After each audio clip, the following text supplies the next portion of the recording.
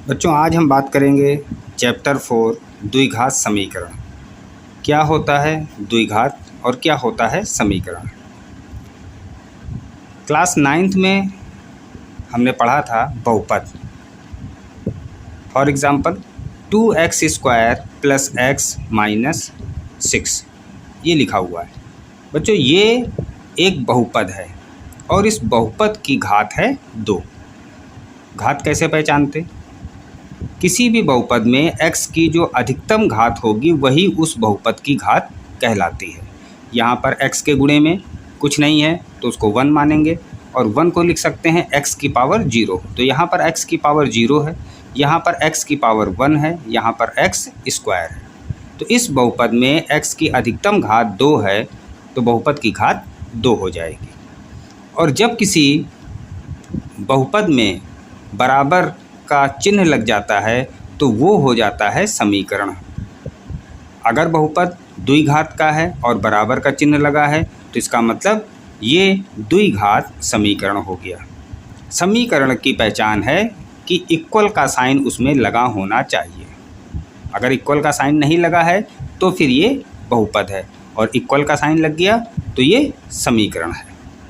अब बात करेंगे कि द्विघात समीकरण में x का मान निकालने की कितनी विधियां हैं। द्विघात समीकरण में चूँकि x की घात 2 है, किसी भी समीकरण में जितनी उसकी अधिकतम घात होगी x के उतने ही मान आएंगे और उन मान को हम लोग बोलते हैं मूल, या इसी को शून्यक भी कह सकते हैं, जीरोज ऑफ द इक्वेशन। प्रश्न पत्र में कभी कभी पूछ दिया जाता है जीरोज ऑफ द इक्वेशन, शून्य ज्ञात कीजिए। इसका मतलब x का मान ज्ञात करना है। मूल ज्ञात कीजिए, रूट्स ऑफ द इक्वेशन, इसका मतलब x का मान ज्ञात करना है।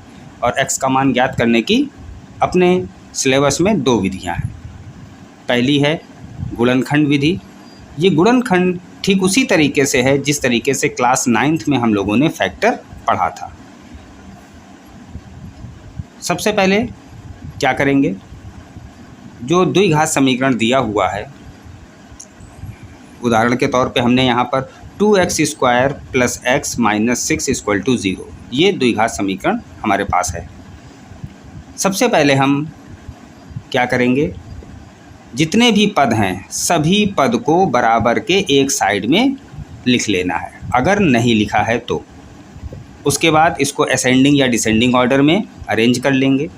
उसके बाद फिर गुणनखंड इसके कर रहे हैं, और गुणनखंड के बहुत सारी विधियां थी। गुणनखंड का पहला नियम होता है कि अगर सब में से कोई चीज़ कॉमन है तो कॉमन लेना। अब यहाँ पे देखते हैं, सब में से कोई भी टर्म कॉमन नहीं है, कोई भी कांस्टेंट कॉमन नहीं है। अब गुणनखंड का दूसरा नियम, अगर इसमें कोई फार्मूला लग सकता है तो उस फार्मूले को लगाना।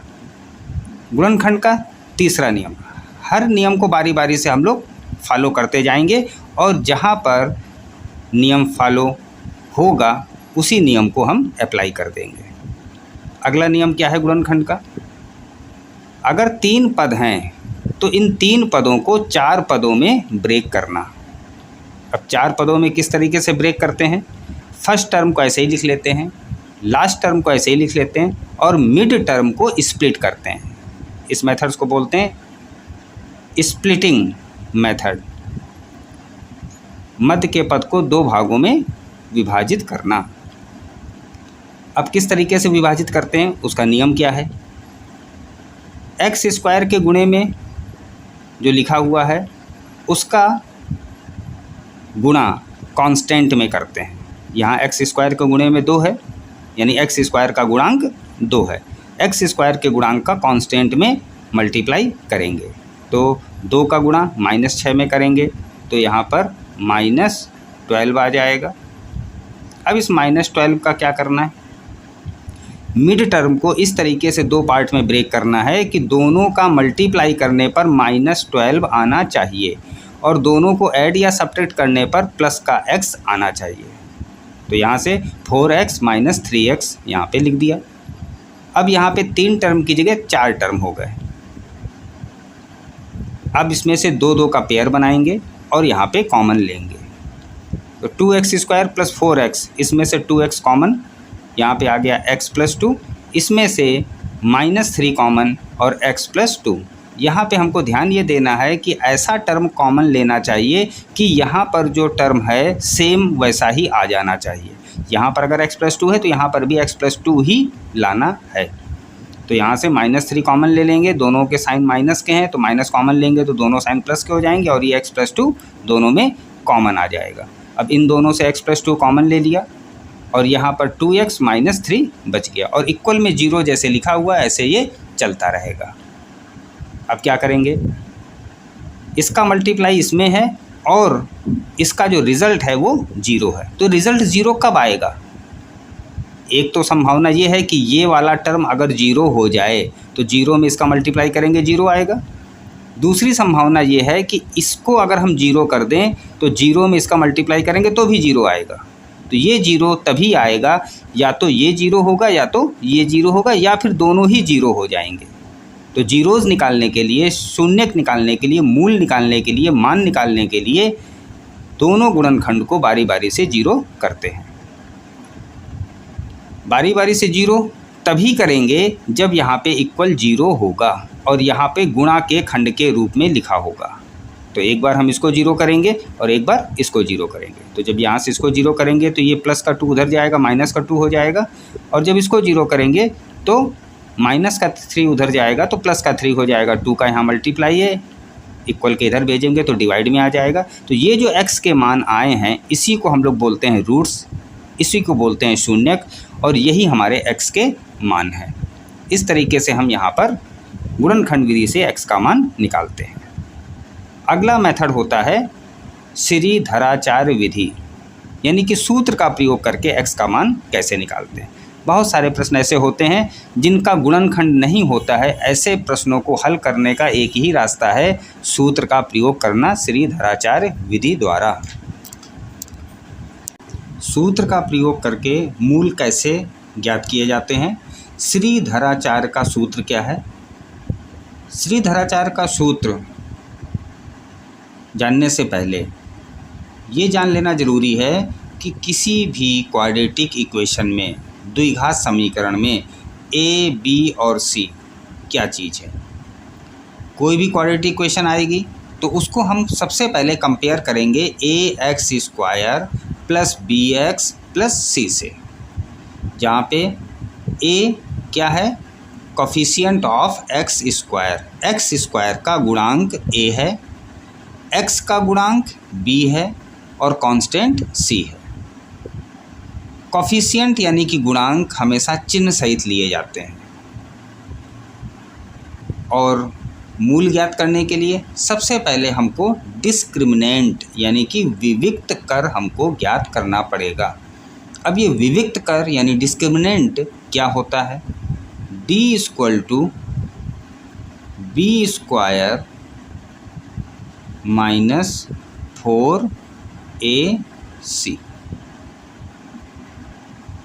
पेपर में कभी कभी मूल की जगह सिर्फ विविक्त कर ज्ञात करने के लिए कहा जाता है। ऐसा भी प्रश्न अपने बोर्ड की परीक्षा में पूछा जाता है कि कोई इक्वेशन दे देंगे और कहेंगे कि इसका विविक्त कर ज्ञात कीजिए। तो विविक्त कर ज्ञात करने के लिए d² माइनस 4ac निकालेंगे। इसकी जो वैल्यू आएगी इसी को हम बोलते हैं डिस्क्रिमिनेंट यानी कि विविक्त कर। अब मूल कैसे ज्ञात करेंगे, यानी कि x का मान कैसे निकालेंगे? श्रीधराचार्य ने क्या फार्मूला दिया था? श्रीधराचार्य ने बताया कि x का मान निकालने का सूत्र क्या था? x = -b plus minus root b² minus 4ac whole upon पूरे के बटे में 2a।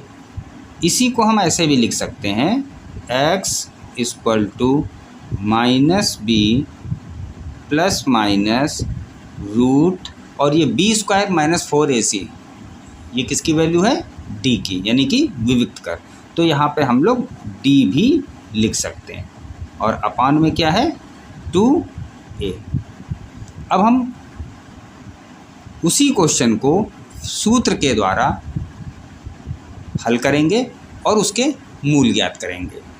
अभी हमने क्वेश्चन दिया था 2x square plus x minus 6 equal 0। तो अब इसको हम कंपेयर करेंगे ax square plus bx plus c से। तो यहाँ x स्क्वायर के मल्टीप्लाई में क्या है 2 और यहाँ पे x स्क्वायर के मल्टीप्लाई में क्या है a। तो a की वैल्यू हो गई 2, यानी कि x स्क्वायर का कोफिशिएंट 2 है और यहाँ पे x स्क्वायर का कोफिशिएंट a है, तो a की वैल्यू हो गई 2। अब यहाँ पे x के मल्टीप्लाई में क्या है 1 और यहाँ पर x के मल्टीप्लाई में क्या है b, तो b की वैल्यू हो गई 1 और यहाँ पे कांस्टेंट क्या है -6 और यहाँ पे कांस्टेंट क्या है c, तो c की वैल्यू हो गई -6। इस तरीके से कंपेयर करके a, b और c की वैल्यू फाइंड करते हैं। अगर यहाँ पे -x लिखा होता तो यहाँ पर b की वैल्यू -1 हो जाती। कोफिशिएंट हमेशा विद साइन लिया जाता है। जब a, b और c तीनों की वैल्यू यहाँ से फाइंड करेंगे, उसके बाद मूल ज्ञात करने के लिए सबसे पहले हम लोग फाइंड कर लेंगे डिस्क्रिमिनेंट, यानी कि विविक्त कर। तो d की वैल्यू क्या होती है b स्क्वायर माइनस 4ac। तो यहाँ से d की वैल्यू क्या आ जाएगी, b की वैल्यू 1, तो 1 का स्क्वायर करेंगे तो 1, फिर माइनस, फिर ये 4 और a की वैल्यू 2 और c की वैल्यू -6। तो d इक्वल टू क्या हो जाएगा, -6 का 2 में मल्टीप्लाई करेंगे और उसके बाद -4 में करेंगे, तो माइनस और माइनस का मल्टीप्लाई करेंगे तो ये प्लस हो जाएगा और इधर ये 1 जैसे लिखा है इसको ऐसे ही लिख लेंगे। अब यहाँ से 4 2 ज़ा 8, 8 का मल्टीप्लाई 6 में करेंगे, कितना आ जाएगा 48, 48 प्लस 1, तो यहाँ से d की वैल्यू कितनी आ गई 49, ये d की वैल्यू 49 आ गई। अब हम यहाँ से x की वैल्यू फाइंड करेंगे, तो x का ये जो फार्मूला है इस फार्मूले में ये सभी वैल्यू यहाँ पे रख देंगे, तो x की हमारी यहाँ पे वैल्यू फाइंड हो जाएगी। चलिए रख करके देखते हैं क्या फार्मूला था, x equal to -b plus minus √d/2a। b की जगह b की वैल्यू 1 रखेंगे, माइनस का साइन पहले से लिखा हुआ है, प्लस माइनस रूट के अंदर 49 d की वैल्यू जो अभी हमने निकाली और होल अपॉन 2 इंटू a की वैल्यू 2, तो यहाँ से आ जाएगा -1, फिर ये प्लस माइनस 49 का स्क्वायर रूट निकालेंगे तो क्या आ जाएगा 7 अपॉन 2 2 ज़ा 4। तो यहाँ से एक बार हम प्लस का साइन लेंगे और एक बार माइनस का साइन लेंगे, तो x equal to -1 plus 7 upon 4, एक बार पॉजिटिव वैल्यू और एक बार निगेटिव वैल्यू, तो यहाँ से एक बार पॉजिटिव वैल्यू लेंगे और एक बार निगेटिव वैल्यू लेंगे, तो ये क्या आ जाएगा -1 प्लस 7, तो ये हो जाएगा 6 अपॉन 4, ये -8 अपॉन 4। इसको रिड्यूस कर लेंगे 2 से, 2 के टेबल में 6 और 4 दोनों आते हैं, तो कैंसिल करेंगे 2 से, 2 3 जा और 2 2 जा, x की वैल्यू 3/2। अभी हमने इसी क्वेश्चन को फैक्टराइजेशन मेथड से किया था, गुणनखंड विधि से, तो वहाँ पर भी x का मान 3/2 आया था और x का मान -2 आया था। ये इस धराचार्य के सूत्र से लगाते हैं इस क्वेश्चन को, तो भी x का मान हमारा सेम आता है। किसी भी क्वेश्चन को चाहे किसी भी मेथड से लगाया जाए आंसर हमारा सेम आता है। और ये जो x की वैल्यू है इसी को हम लोग बोलते हैं मूल या x के मान या फिर ज़ीरोज़, यानी इसी को हम लोग शून्य भी बोलते हैं। पेपर में कभी कभी ऐसा बोल देते हैं कि शून्य ज्ञात कीजिए, यानी कि जीरोज़ फाइंड करना है तो भी हमको इसी तरीके से फाइंड करना पड़ेगा। अगर कहता है मूल ज्ञात कीजिए तो भी हमको इसी तरीके से मूल ज्ञात करना पड़ेगा। अगर कहता है कि अल्फ़ा और बीटा की वैल्यू निकालिए तो ये जो मूल हैं, एक मूल को अल्फ़ा और दूसरे मूल को हम लोग बीटा बोलते हैं। अब यहाँ से अल्फ़ा की वैल्यू क्या आ जाएगी 3/2 और यहाँ से बीटा की जो वैल्यू है ये आ जाएगी -2। इस तरीके से हम लोगों को मूल ज्ञात करना होता है। मूलों की प्रकृति ज्ञात करने के लिए अगर हमको नेचर फाइंड करना है, रूट्स कैसे होंगे, तो इसके लिए फार्मूले को ध्यान से देखना है। फार्मूले में लिखा हुआ है -b ± √d/2a। एक बार पॉजिटिव वैल्यू लेते हैं, एक बार निगेटिव वैल्यू लेते हैं और यहाँ से x का जो मान आता है यही हमारे रूट्स हैं। और ये रूट्स कैसे हैं, इसका नेचर कैसा है, वो इसी फार्मूले से ही निकाला जाता है। अगर इस फार्मूले से निकालेंगे तो याद करने में हमको आसानी रहेगी। एक बार पॉजिटिव वैल्यू, एक बार निगेटिव वैल्यू। अब यहाँ पर पहला केस, जब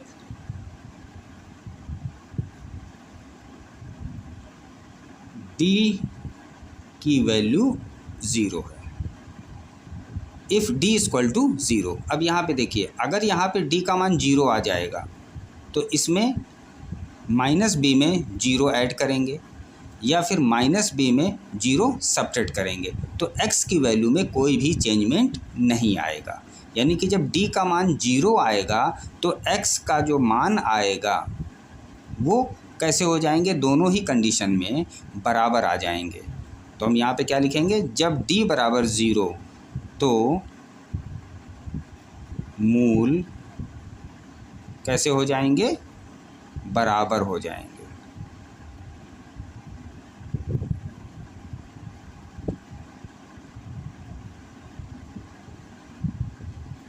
और कैसे होंगे, और वास्तविक होंगे, बराबर होंगे और वास्तविक।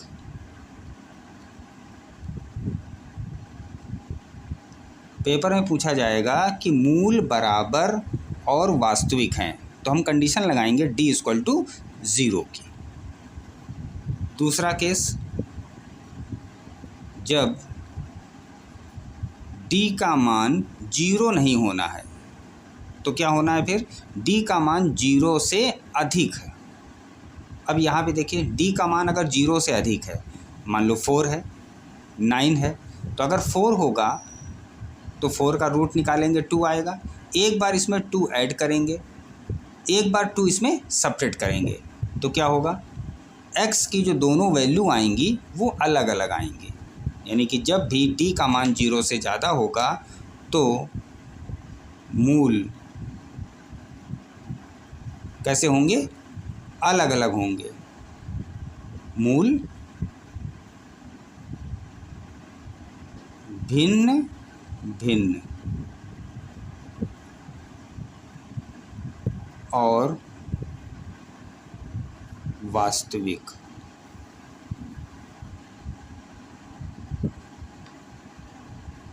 यानी कि d की वैल्यू >0 होने पर हमारे जो रूट्स होंगे वो डिफरेंट होंगे और कैसे होंगे, रियल होंगे।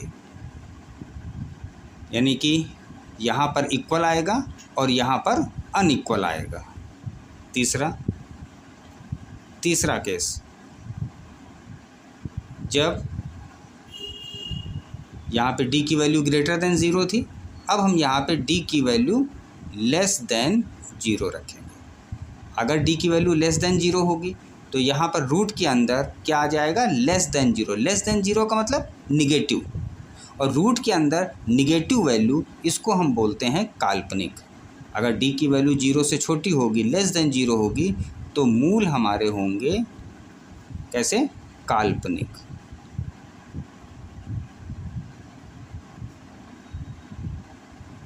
और भिन्न भिन्न। यानी कि अनइक्वल रूट्स होंगे और इमेजनरी रूट्स होंगे। When d is less than 0 then roots are imaginary and unequal. When d is greater than 0 then roots are unequal and real. If d is equal to 0 then roots are equal and real. अगली condition है number 4। अब यहाँ पे हमने इन दोनों को combined करके लिख दिया। यहाँ पे d की वैल्यू 0 है, यहाँ पे d इज़ ग्रेटर देन 0 है। अब हमने यहाँ पे लिख दिया है d इज़ ग्रेटर और इक्वल 0, या तो ग्रेटर हो और या फिर इक्वल हो। अगर ऐसा है तो हमने इन दोनों को क्या किया है, कॉमन करके लिखा हुआ है। तो यहाँ पे इसकी जो प्रॉपर्टीज़ है, तो जो कॉमन प्रॉपर्टीज़ होगी वो कॉमन प्रॉपर्टीज़ ही यहाँ पर इसकी आएगी। When d is greater or equal 0 then roots are real. तो मूल कैसे होंगे, वास्तविक होंगे।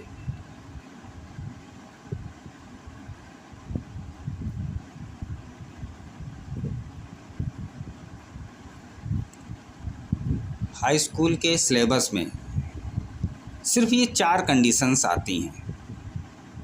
अगली अगर कंडीशंस की बात करें जो कि कंपटीशन में अक्सर पूछी जाती है, जब d की वैल्यू क्या होगी, पूर्ण वर्ग होगी। पूर्ण वर्ग, पूर्ण वर्ग मतलब परफेक्ट स्क्वायर, जैसे कि 9, 4 जो वर्ग के रूप में लिख सकते हैं। तो अगर d का मान पूर्ण वर्ग है, परफेक्ट स्क्वायर है, तो मूल कैसे होंगे, परिमेय होंगे। मतलब रेशनल रूट्स होंगे, तो मूल परिमेय होंगे। और कैसे होंगे, वास्तविक होंगे। कंपटीशन में पूछा जाता है कि अगर मूल परिमेय हैं तो d का मान कैसा होगा। अब 4 ऑप्शन दिए हुए हैं। तो पूर्ण वर्ग यानी d का मान अगर पूर्ण वर्ग होगा तभी उसके मूल परिमेय होंगे और वास्तविक होंगे। इसके अलावा और कोई भी कंडीशंस ना तो यूपी बोर्ड में पूछी जाएगी और ना ही किसी कंपटीशन में पूछी जाएगी। अगर हमने ये 5 कंडीशंस अच्छे से समझ ली तो इसी में हमारे क्वेश्चंस आने वाले हैं।